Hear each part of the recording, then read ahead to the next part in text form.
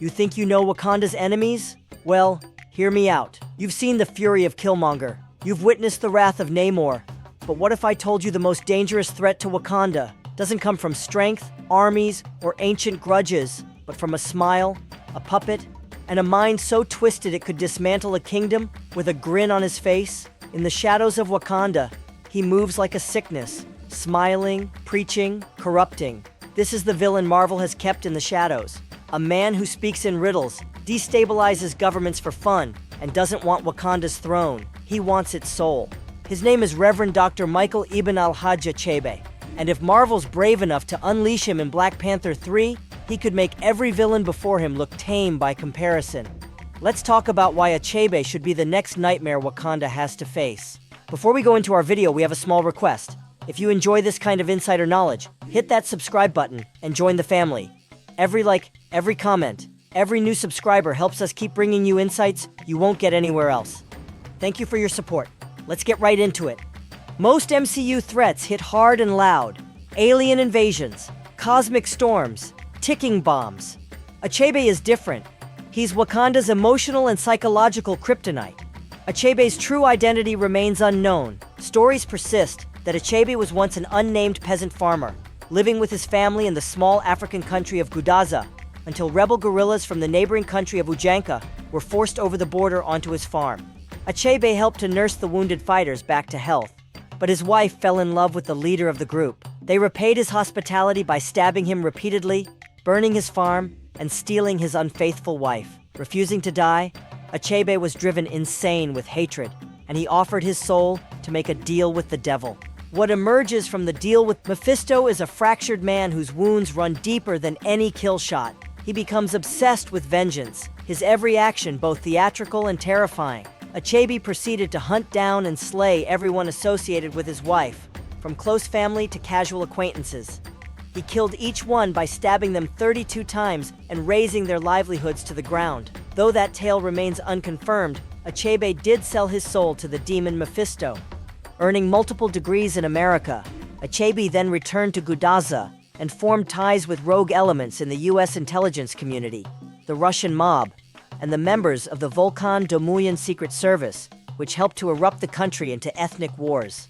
Gudaza shared a border with the technologically advanced Wakanda, and Achebe's new allies saw him as a means to access restricted Wakandan information denied them by the Wakandan king T'Challa. Achebe placed himself in a refugee camp that emigrated to Wakanda. At the time, the Black Panther was embroiled in an investigation involving an extensive scandal caused by Achebe with a non-profit community services organization supported by Wakanda. The investigation grew problematic, requiring the Black Panther to stay in the U.S. for some time. The Black Panther soon discovered, however, that the scandal was a ruse to lure him away from Wakanda. During this time, Achebe was able to topple the Wakandan government in a coup d'etat aided by Mephisto. T'Challa was taken into Mephisto's realm, where he ultimately conquered the demon and severed the demon's relationship with Achebe. Eventually, without the support of a powerful demon, Achebe slipped further into insanity. Achebe started talking to a hand puppet named Daki and began to follow his own agenda, rather than the one his allies had laid out for him. Achebe gained access to Wakanda's last line of defense, giant panther robots called Prowlers, and sent them to attack Wakanda. The Black Panther and his entourage arrived just in time to deactivate the Prowlers and oust Achebe from power.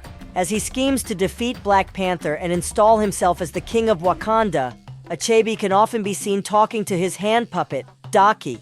He imagines the puppet talking back to him too, whether it's encouraging him to kill people or arguing with his plans. He sometimes argues with the hand puppet, even threatening to shoot it. Achebe is the Joker to T'Challa's Batman. Created in 1999 by Christopher Priest and Mark Texeira, Achebe was pitched as Black Panther's version of the Joker. He shares many traits with the Clown Prince of Crime, including an anarchist nature, propensity for explosions, and certified insanity. Creator Christopher Priest made no mistake.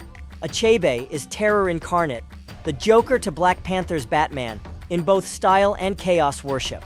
Achebe doesn't need physical strength. His weapon is the mind.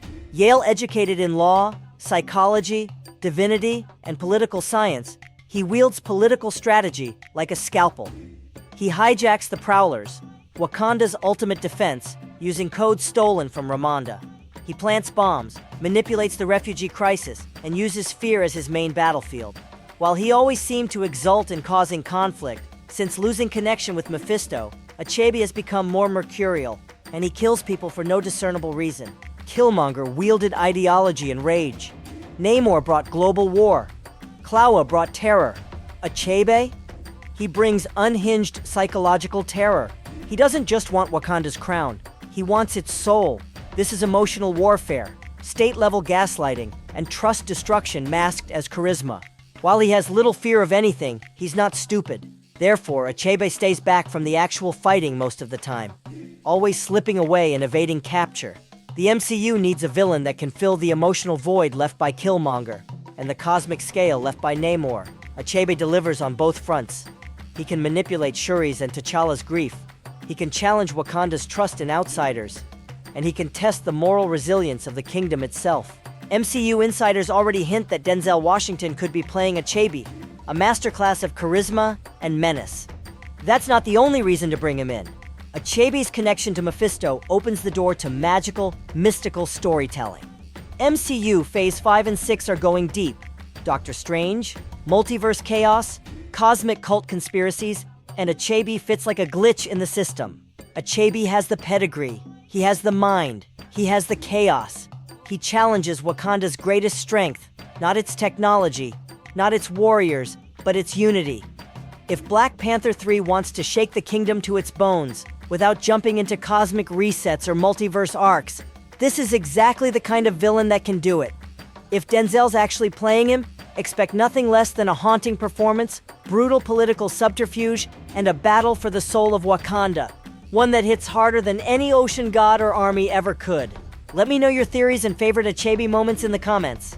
If you loved this breakdown, hit like, subscribe, and ring that bell for more deep dives into MCU's most twisted characters. Until next time, Wakanda forever.